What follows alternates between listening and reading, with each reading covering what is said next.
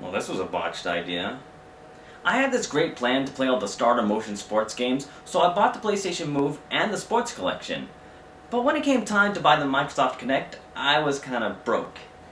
And then I forgot about my great plan. Well, now I'm actually playing a game that can utilize Move, so I finally get to use it. Forget it. I don't want to. I can't stop thinking about that controller with a screen on it.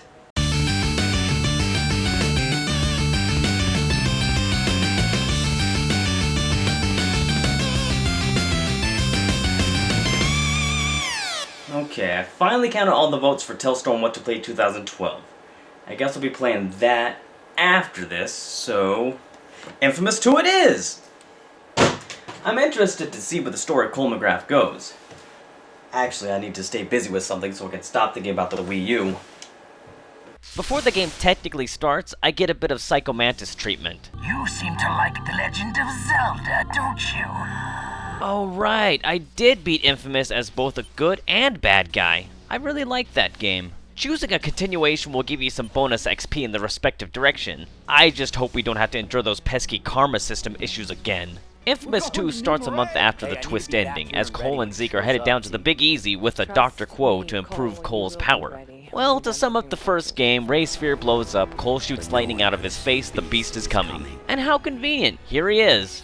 Huh, we didn't even have to leave the dock. Cole spent all the first game training to fight the beast, and it turns out Mr. Jumping Electron isn't ready. And then they head down to New Orleans. Well, they call it New Marais, but, yeah. The gameplay for Infamous 2 remains largely unchanged, as Cole fights in a sandbox city to train and upgrade his powers against the general dicks in control of the population. A frantic, fun, third-person shooter that doesn't need to go all M-rated to get your attention. Guns? Mature. Electric hands? My daughter can play this game. The most notable difference between the games is Cole's voice. He's somewhat normal now. Before, he sounded like Laszlo's suit.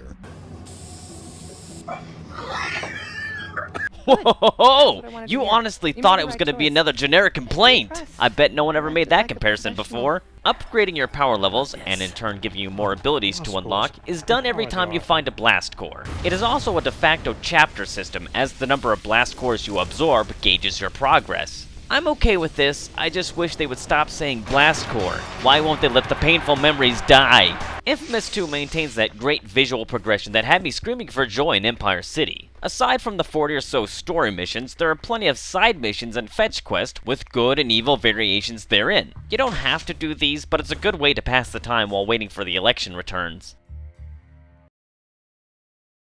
Election returns?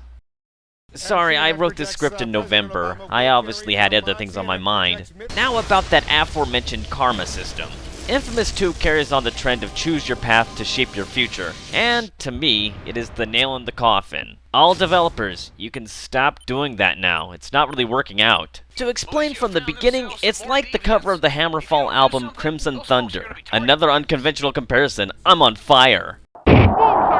The second iteration of Infamous streamlines the good and bad with micro-missions that let you lift up or bitch-slap common citizens with minimal effort. That's fine, I suppose. The main artery of karma splits with the two women Cole encounters. The morally righteous is Dr. Quo, even after some Mr. Freeze treatment. And the evil is a deep south Creole bayou voodoo chick. Not the most sensitive decision there, Sucker Punch. Kind of implying, yeah.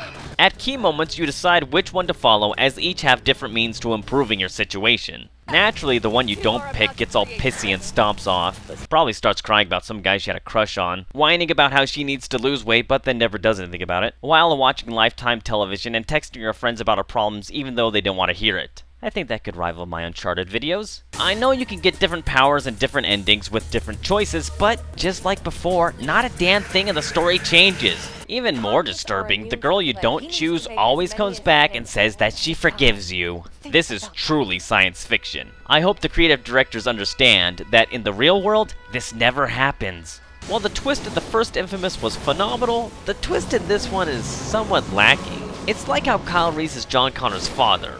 Really, that doesn't make any sense when you think about it, but whatever, stuff is blowing up, so roll with it. I am glad the story actually ends. You know I don't have a problem with sequels, for the most part. However, I have a little admiration for a studio that ends a franchise on a 2. Storm, did you hear? Yeah, I know about Infamous Second Son. I'm embarrassed that it took me so long to make this video. The trailer for the next game is already available. As for which game is better, Infamous or Infamous 2, I immediately want to say the first one, but that's probably just nostalgia kicking me in the back of the head, reminding me of the many 8-hour gaming sessions I had back when I was single.